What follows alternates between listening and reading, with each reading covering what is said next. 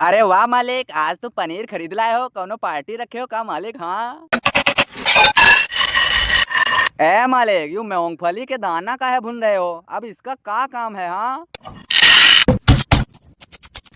अरे वाह मालिक, लहसुन फोड़ने छीलने में तो बहुत एक्सपर्ट हो, बहुत जल्दी छील दिए हो। हाँ। ए मालिक, यूं का ठुकाई कर रहे हो? इतना कंजूसी ठीक नहीं है। हाँ, तनिक पैसवा खर्च कर लेते, एक मिक्सी खरीद लाते। हाँ।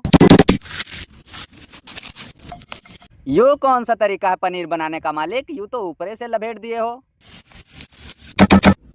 ले भैया चिंटू, पनीर बनकर रेडी है। मालिक तो टेस्ट भी कर लिए हैं। अब जरा हमारे सब्सक्राइबरों को भी टेस्ट करा दीजिए, और जो लोग चैनल को सब्सक्राइब नहीं किए हैं जल्दी जल्दी चैनल को सब्सक्राइब कर दीजिए।